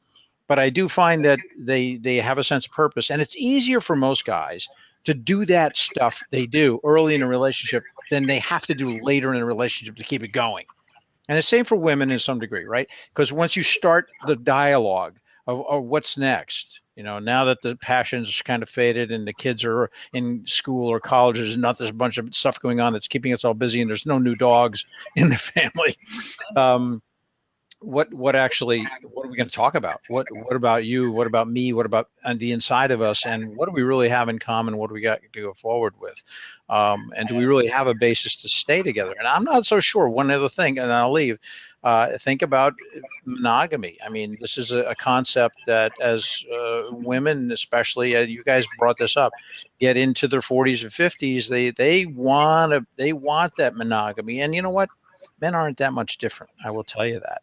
We don't want to be tooling around like Jack Nicholson was in that movie. Was As Good as It Gets. No, that was the wrong movie. One of those. Yeah, I know. One of those movies. Right, and he ran into Diane Keaton or something. Dating young women, blah blah blah, all that stuff. I know that men are not wanting to do that. They would love to settle in and down with somebody that they are connected with at multiple levels. I'm going to check out. Thanks, guys. You guys are awesome. So much, Cliff. And you know what, Cliff, what you're saying is, I just want to say that we've been doing these blabs for the last couple of weeks. Please, Kenneth, have a seat. We really want to talk to you. And also Sassy, too, committee. Yeah, I'm going to tap out so other people can pop in. Oh, shoot. Okay. Well, but I just want to say that we've been doing these blabs for the last couple of weeks, and the men that are coming in and talking to us tend to, they're totally switching the view of the typical man, as somebody was saying in here. That is there a typical man? And I think that maybe men just start saying that they really want that strong woman and want to help and support them. And maybe women actually just won't they don't let them know that they need to be supported. I don't know. Women aren't the best communicators sometimes. So I don't know. What is a typical man? I don't know. What do you think, Kenneth? Let's hear you. Hey, how you guys doing? There is no typical man. There's no typical. I mean, in my opinion or my view, like you mentioned about what changed things, like back in the day, of course, like back in 1940s, women stayed at home. Things were totally different. Now, with civil rights and also with women's rights movements and things that happened, life just changed. I mean, the 60s was a big turning point for everything, like life and the way we live it and the way people see each other and the roles of women, the roles of men. My parents have been married for 50 years and they have, and my mother always worked. My father was, I never saw that. The only time I saw that whole, women stay at home, husband work is that was on television. To me, that's not real. That's not real. I'd rather have my wife work anyway, and then we can share the household responsibilities at home. But anyway, that's. What is your age range? I'm not asking you for your specific age, but how old am I? I'm 51. 50s. Okay, early 50s. Okay. Yeah, I'm in my early 50s, and I still go through the same issues. I'm single. I've been married twice, so I go through the same issues that, like the younger guys. Like someone had mentioned, they've got nephews or something. They're like in their 20s. It's basically still the same thing. It's just that there are women I meet. I would never date a woman that is like my age, 50, 51 and above. I just wouldn't do that unless she was really didn't look her age or she didn't act like her age, so to speak, because I like to do active things. I like to go out. I like to have fun. And like a lot of women I meet that are my age, even at work, they seem like they don't want to do anything. Okay. I'm not trying to offend anybody. I'm just saying. Okay, I'll let it go. But we're talking about love. Let's get started on this conversation, Kenneth. Okay, I am 53 years old. You look great for 53. Thank you. And Lisa is 50, right? You look great. You look great. Both you ladies look great. I know you weren't like 30. I mean, I can tell that you're more older women, more, I don't want to say older, but very sexy. Hey, Kenneth, I earned it. I earned it, and I own it, and I wear it proud. That's right. That's how you're supposed to. That's what you're supposed to do. Yeah, but it's yeah. So anyway, yeah, I would just wanted to say that there's a lot of us. I have so many other friends that we're very strong women that our age, and we do want to go out and have fun. And there are a lot of women. I understand that there's the fuddy-duddy ladies that are done with their life, and I love Susan's going to have some great things to say here. My friend Susan, she's a relationship expert, and I'm sure you heard that, Susan. But yeah, No, actually, all I heard was I'm a relationship expert. Oh, okay. No, Kenneth was saying that he wants to find women that are younger, more energetic, and he's 51, right? So, 51. but I think there's a lot of us women out here that we beg to differ. I want someone that is my age, that is like you, Kenneth, that wants to go out and have fun, but they need to be mentally where I am. And I think that a lot of men don't realize that there's a lot of women like Lisa and I out there that, hey, we want to go have fun and do these things, and we have the brains, and we might be a better fit than the younger women that a lot of men choose. When I say younger, I don't mean like young. I mean like, 45. That's what I'm talking about. Younger than me. A little bit. I would never date like a young. Something. Let me just give you a little pearl. Let her tell you something. Okay. Tell me something. I know. Okay, wait. Stop. Lisa, go first. Lisa, you wanted to say something real quick, and then Susan, I want to hear. I was saying no. Susan's going to tell you. She's going to school you about the age thing. I can already tell you that. I can tell already. She's going to school you good too. But for me personally, I'm trying not to think about the age thing. I mean, I'm not into somebody that I'm old enough to be their mother. All right. And it is what it is. It's just about being compatible with somebody, and somebody that challenges you intellectually or spiritually or politically. Somebody that challenges you intellectually and also inspires you, not training you, but inspires you to be a better you. I mean, I want to be around somebody that brings out the best in me. I want to be a better person because I'm around this person. And I want to be a better person because I need to be a better person, but it is so much easier to be a better me when I'm around somebody that appreciates it and respects it. Oh shit, we lost her. Did we lose her? We lost you, Lisa. We might have lost her. Okay. Lisa, if you can hear us, refresh. Go ahead, Susan. Meet Kenneth. Hi, Kenneth. I've met Susan. I was in a blab you did a couple days ago. You were? On relationships. I believe so. I sat in. I watched what you were saying. So it was kind of interesting. Did you comment? I may have. I don't know. There was, Did you jump in and talk to me? I'm not sure. Maybe I did. I'm not 100% sure. I don't think you did. Yeah, probably did. So let me tell you about age. Okay. And I am a little bit biased here. And I'll tell you why eventually when we get to that point. Sure. But the reality is that age is pretty much irrelevant. It really is irrelevant. You can have a relationship with someone who's 20 years older and 20 years younger than you, and it's not going to make any difference. As long as you have the essential ingredients and you really want to be together. The age thing, it only depends on whether you have compatible issues, whether you have chemistry, and whether you have love and respect. If you have those things, you can have a relationship with anybody that you have those things with. Sure, I agree. 100%. Is totally irrelevant. So what are you looking for, Kenneth? Like what are you looking right now? Are you seeing someone? Do you believe in love? Do you want love? Why? Why not? Where are you at with this topic? I believe in love. I believe it's out there. Am I looking right now? I'm always like looking, but I do have. I mean, I'm seeing somebody, but it's not anything too serious. It's just we're just friends, so to speak.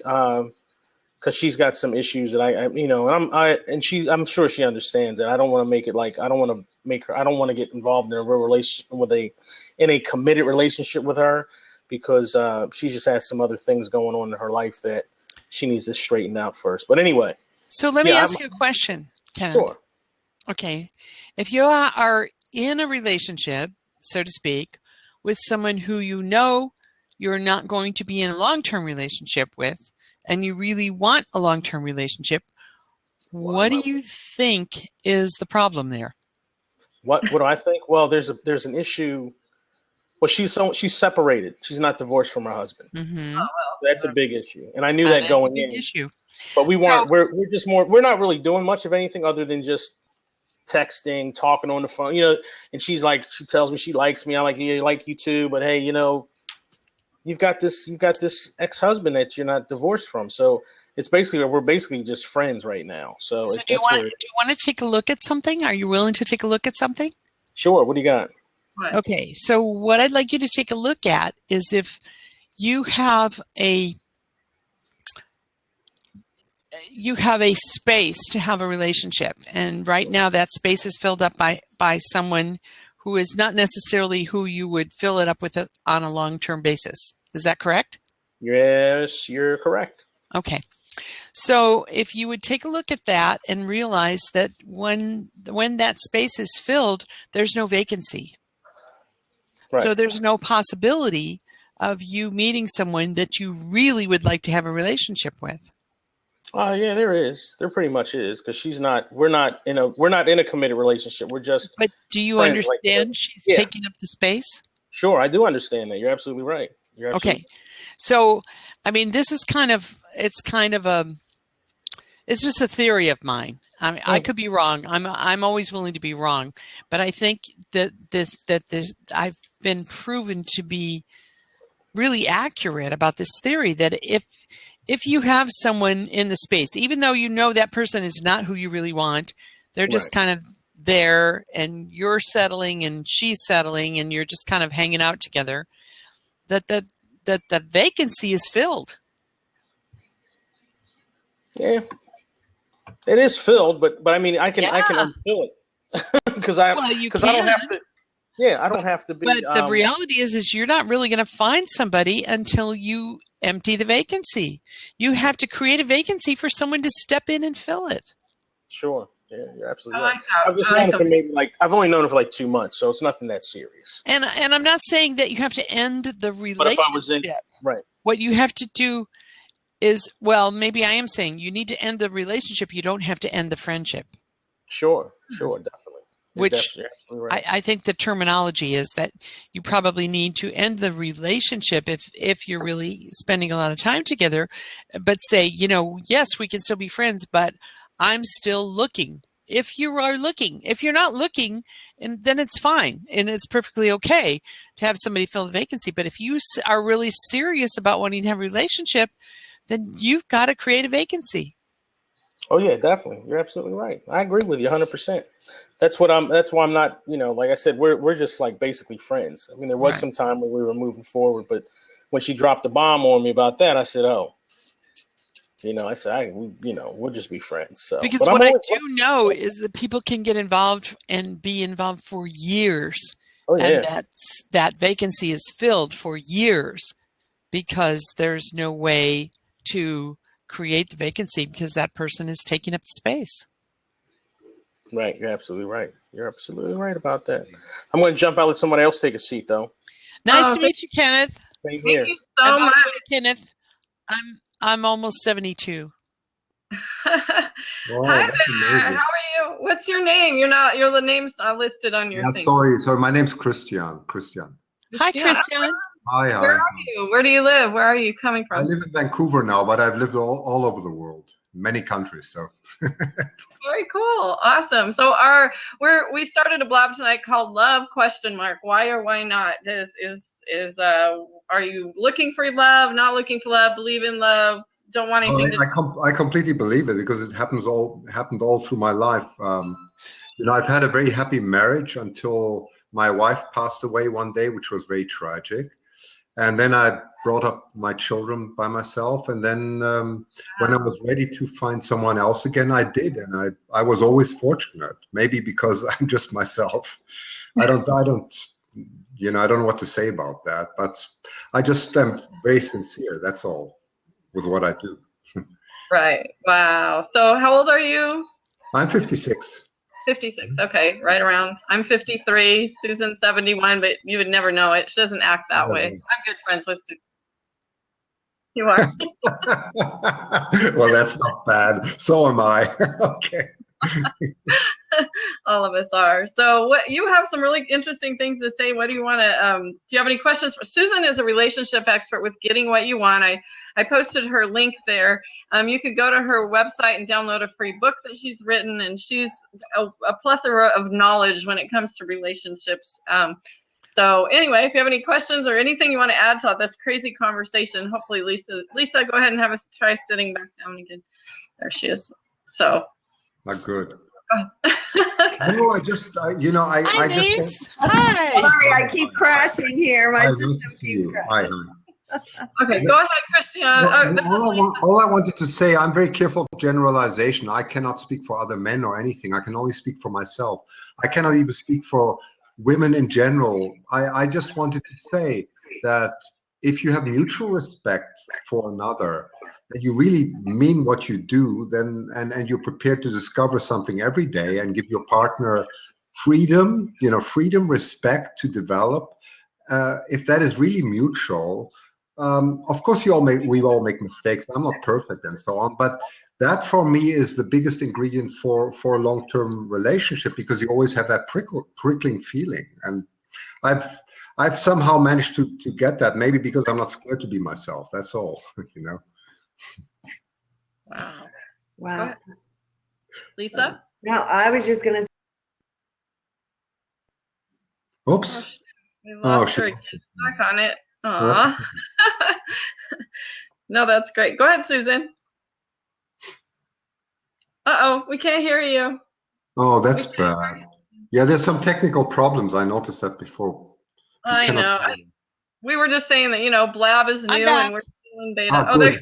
Okay. I muted me because my dog is going crazy, and when she barks, it's so noisy, and I apologize, but she's very hyper. She's very hyper.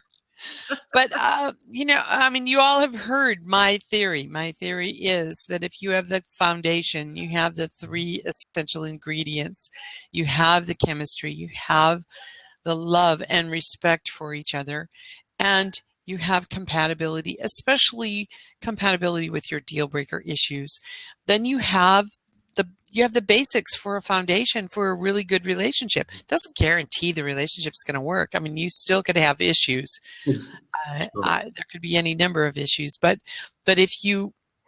what I find and what I found in my 25 years of doing this is that so many people, they feel the chemistry and they're like, oh, I'm in, and they don't think about the rest of it. And they end up in relationships that aren't working because they didn't do their research. They didn't really discover, does this person have the same compatibilities? I mean, is this person willing to be what I need them to be? And do they want to live in the same place? Do they have the same types of money issues and religion issues and politics issues? And you don't have to, not everything has to be exactly the same either. It just has to be compatible to the place where you're not going to try to kill each other because you don't agree. Yeah, but Susan, I think I lived in many cultures. It was very interesting, this multicultural experience, because I really grew up all over the world. So my first wife, she was Swedish South African, which is really interesting because she brings the Swedish values of equality with her. And I lived in Sweden also for quite some time, and I learned a lot from the society there. And one thing I did learn was tolerance, because she was very religious and I was not. But that doesn't mean that I don't accept her values and so on. And I'm really not saying you have to be the same religion. Sure. You have to be willing to coexist. Exactly. Yes. And it's very important, because I mean, in the end, what we I think what both really would want is what was the person before she said it very well, is something you can grow on, isn't that? That's the ultimate thing. And that was Lisa. There, she's coming back. Okay. Yeah.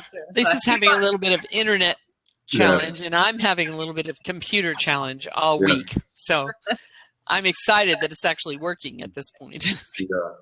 And I mean, I had disappointments too, but my disappointments lasted very short, mainly because what did you call it? Occupying vacancy. That never happened to me. I'm sort of, if I notice things don't work out, I'll be very blunt about it. And I just kept on also doing crazy things. For example, my wife now, she's Brazilian, okay? And I just thought it would be adventurous to try a completely different culture again. And you know what? That is exactly what I preach to all of my clients. I tell them, you must go outside your comfort zone. You have to stretch. You have to go meet people of different cultures, of different race, of different age, of different income, of different theories, of different strategies, and stretch yourself so that you can see what's out there for you to be attracted to. It's brilliant. You've done all the work that I suggest that people do. Well, I'm just curious. That's my mind. I'm curious in my work, but also curious in my relationship. And I think I've only got this short life. So, let's try and live as full as I can. So I go to these, I wake up with these extreme thoughts. And the wonderful thing is what you can get into your head, you can really do. And I think that's the most wonderful thing about life. Brilliant. It's really brilliant. And what is your first name? I'm sorry, I didn't get it. Yeah, just like the Christian. Christian. Yes, yeah. That's I'm actually German, but I'm Canadian now, so I'm completely mixed up.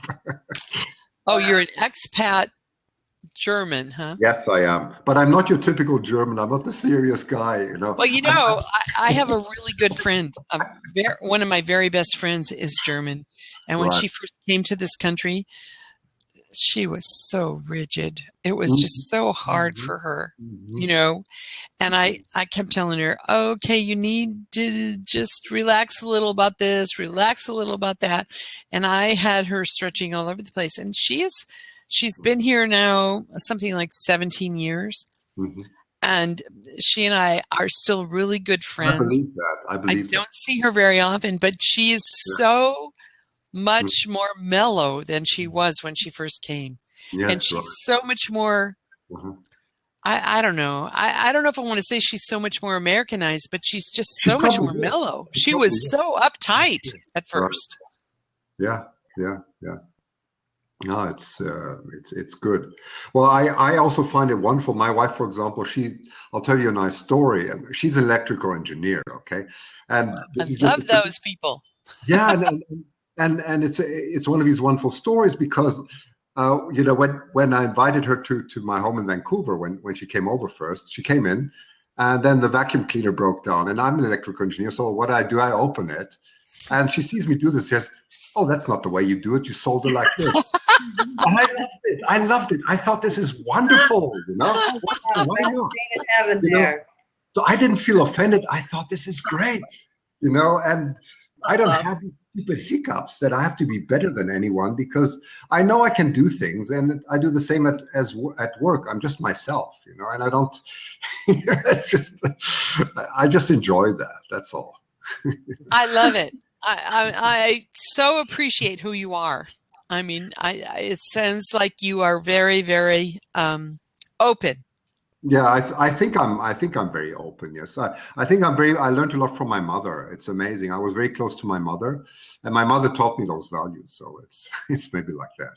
So. Awesome. Well, and somebody made mention to me. Hopefully, I won't crash again. But somebody said or I heard on maybe it was one of the other blabs this weekend.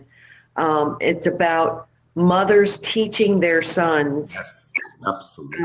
And that's just not happening nowadays. And that's why there's such a lack of respect and a lot of the problems that young people, anybody, but especially young people today in relationships, is that, it's broken at home, and that the mothers need to teach their sons how to treat a woman, opening doors or carrying things for them, whatever it may be, but teaching them at a young age. And she had taught her son, and at some point it got to where the son, maybe he was 10 or 11 years old, that he was saying, "No, Dad, let me get it for Mom. I'll open the door." Right. And so she felt like she was raising her son properly. And when he grew up and had somebody in his life, that he would treat them with more respect, because it all starts at home, which is absolutely the truth. Oh, I love that you said that, because I own an after-school program, and I've done tutoring for 17 years, and it is hilarious when a parent walks in and their little boy, and sometimes they're junior high boys, it's amazing, and the mother's carrying the backpacks in, right? And I'm like, oh, and the mom's looking at me, it's like, oh no. And why is your mother carrying that for you? And so it's really funny, but you're absolutely right, Lisa. Nobody's doing that. And I'm trying to. I beg to differ. I would not say nobody's doing it. Well, I yeah. would say A lot of there people are not. limited number of women who are doing it, because both of my daughters are doing it with their sons. That's good, but they probably had you as a mother teaching them to do Well, that. that may be true too, but except then they don't listen to me because I'm their mother. They do. Well, You're a very strong personality. I can see that. I'm sure they Well, listen. except I have daughters who say, I can't listen to you about relationship. You're my mother. Oh my gosh. Well, I don't have any children, but I can tell you that when my niece and nephew come to visit me, Aunt Lisa's rules are a lot different than what they are at the house. So you can call me their other Aunt Medea. But Well, in my it's funny. I mean, it is true. It is true. in my house, my rules, and that's just the way it is. Unless you're paying the taxes, the insurance, and the mortgage, you don't have a say in my house. It's my rules or no rule. Leave. But when my kids come to visit, and granted they're 11 and 15 now, but for some reason, for the past 7 years, they want to come back to Aunt Lisa's. We call it Camp Aunt Lisa, and they come to Camp Aunt Lisa every summer and spend a week with me. And when it's dinner time, there is no music, there's no television, there's definitely no electronics, nothing in the kitchen. We're going to sit down.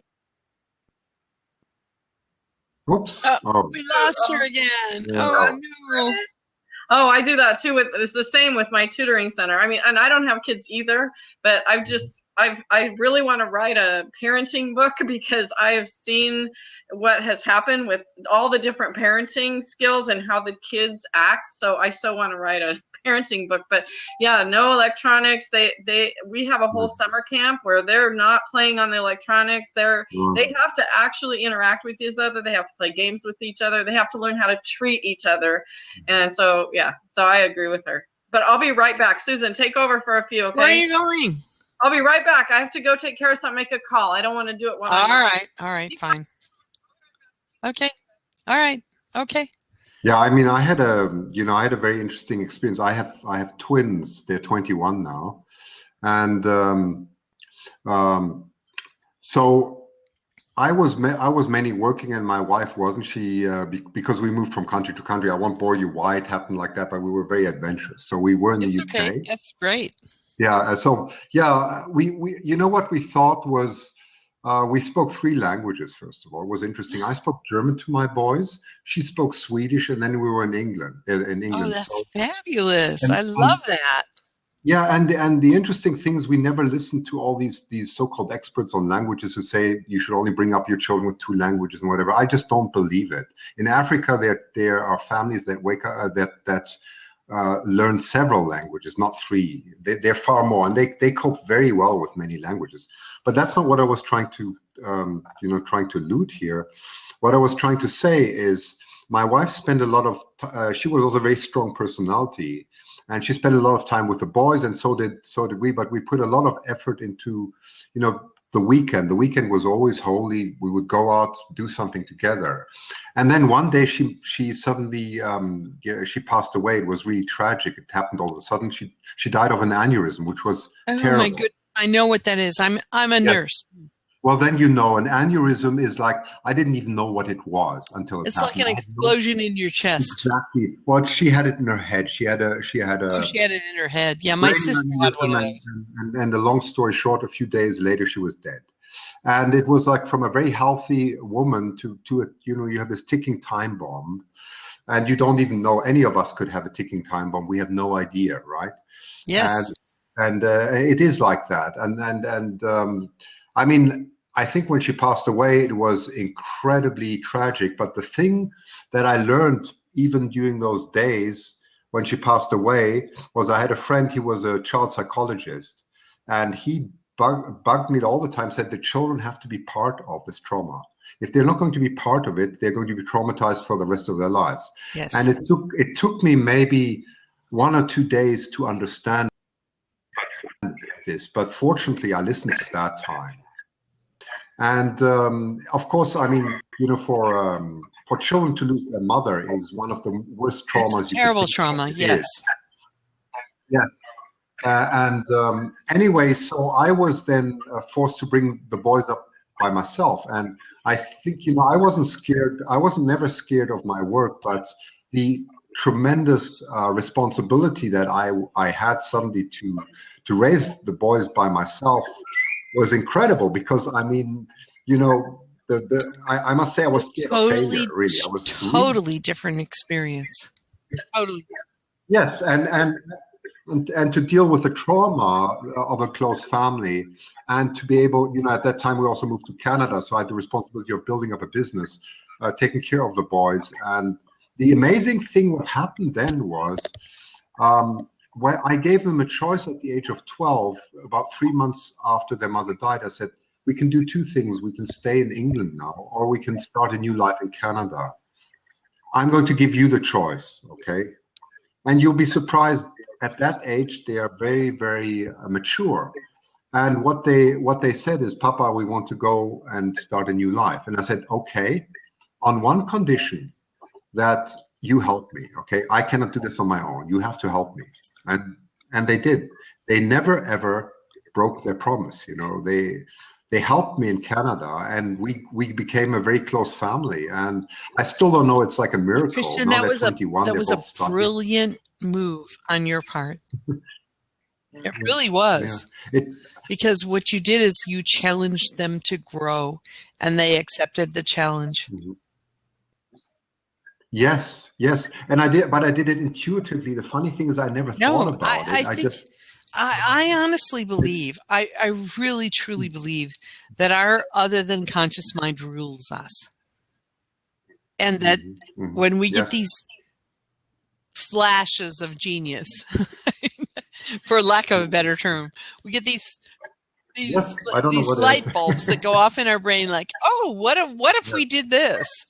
I think that comes from our other than conscious mind. And I talk about it constantly. I talk about it constantly with my clients. I talk about it constantly when I speak. I talk about it constantly in my books. I talk about it everywhere. It's like, pay attention to the messages that your body and your mind deliver to you. Yes. And it's the same thing, you know, when you go through a very tragic situation, it's very important to accept help. To accept help. There are many people who want to help, and they really are willing to help, and just accept it. And if you're willing to accept the help, you can actually get very far. You know, I started living my life with this philosophy about probably 1979. And the philosophy is that everything happens for a reason. It is always for my highest good. Even though I can't see it right this moment, it is always for my highest good, and it serves me in some way. And the challenge is for me to find the way does it serve me? How does it really serve me? And I've been through some pretty traumatic situations over the past, since 1979, that have been much less painful because I use that philosophy. That's wonderful. That is wonderful. I can see that on you. I believe that. Yes. I mean, I've been through a lot. I mean, I don't even, most of the time I don't even talk about all the crazy things that have happened to me. But just one example is I lost my sister, my mother, and my husband in a less than 2-year period. Wow. Oh my goodness. I'm so sorry. That is unbelievable. And I looked at it and I went, okay, what does this mean and how does this serve me? And the reality was that it was It was the best solution for them. May not have been the best solution for me, but it was the best solution for them at that specific moment in time, because they had tragic things going on that they needed to escape from. My mother had Alzheimer's. My sister had a brain aneurysm, just like your wife. Oh my. And Geez. and my husband, he had a broken heart. Really, he was PTSD and didn't really know how to fix it and couldn't get his life back together. And it was really the best choice for him to leave this world, not every world, but this current world, current world that we're in. And it made me appreciate him so much more. My daughters adored him. They never didn't adore him, and they probably didn't realize the impact of all the things we'd been dealing with. But the reality is that the only thing that got me through this 2-year period, and it was brutal. It was a brutal 2-year period. Was me looking at it from the perspective that, okay, everything happens for a reason and it serves me in some way. Let me find, how is this serving me? And I don't know if I find the right answers, but I found answers that worked for me. It's amazing. You stood up and on you go. That's the thing. I mean, it's just amazing. I mean, and if more people could look at things from that perspective, I mean, I spent many, many years working in the emergency room and seeing people going through trauma after trauma after trauma. And they were like, oh, I'm going to die. Oh, this is horrible. I'm never going to recover. And my reality was that, you know what? You have a life. Your life hasn't ended. Just people around you have ended. Their life has ended. And take a look at, how does this serve you? In what way does it serve you? How can you grow from this? How can you become a better person from this? And I've looked at my life since 1978 that way. And honestly, I am so grateful for someone having exposed me to that in 1979. And it's made such a positive impact on who I am and what I do in my life. Well, you see, I also believe that those major crises that we have to go through, when my wife died, which was very tragic, was after 17 years of very good marriage. You have two choices. Either you can feel sorry for yourself, become an alcoholic, and whatever, or you can, the children also needed me at that time very badly. They were 12, and I thought to myself, if ever our life has a meaning, this is the moment where you have to really, focus, just focus. And it was like a tunnel vision. And I just did that. And I did some crazy things to go through my crisis, because of course you can't sleep at night. And what I did actually was, at night, I always wanted to build an observatory. That's where my interest for astronomy came. So I thought, you know what? I don't care how much it's going to cost. I'm going to build an observatory. I'm going to do it at night. I did. I fulfilled my dreams, and I managed to get the money and everything. It's unbelievable. It's a crazy story, but that's what I mean. We have a lot of capabilities, especially in crisis, to get through things. We are so powerful. Yeah. All we have to do is tap into it. Yes, and it's not that I'm a genius or anything. It has nothing to do with that. It has to do with the fact that the universe is out there supporting us, and all we need to do is tap into that energy. Yes, and we are all capable of remarkable things. They are, and it's amazing what is in your mind, what you can actually do. I've experienced it so many times that sometimes I get scared. No, I can relate to that. I never focus on money. It's no, that's okay. I wanted to I want to keep going, so I'm not going to end it, but because Go on. our topic was love, why or why not, and I just wanted to say that, you know, when you go through tragedy of one thing or another, whether it's a death or whether it's a horrible divorce or whatever, trying to go back to decide if you want to find love again, or if you give up on it, or, you know, you have to make that decision. Do you want to, are you ready to go on? Stop this blab up. Actually, I'm just going to stop the recording. I do want to tell you all that this is a brand new website called blablovematch.com, and I hope you'll go visit it. It's actually just at the very beginning of it. Here, let me go ahead and put the link here. Susan, you probably haven't even seen it. I haven't even seen it. No, I haven't. So take a look. It's just one page. What I want is everybody to go there and put their email address in there and write us a little email, because we're going to be doing a lot more of these blabs, and we're finding that Susan and I and Lisa have been doing these for the last couple of weeks, and we're meeting so many absolutely amazing and fabulous people. Singles. Oh, I'm just blown away. Especially men are just, I'm just amazed how awesome it is that you came in here, Christiane, to share your experiences. And I think that women have kind of a misconception because of online dating, because of all these singles meetup groups, that only women show up and that men don't really care. But we're finding a totally different I have many friends that care, so there must be some. But it's amazing that this platform is drawing in more guys like you. Brilliant and wonderful men. Brilliant and wonderful men.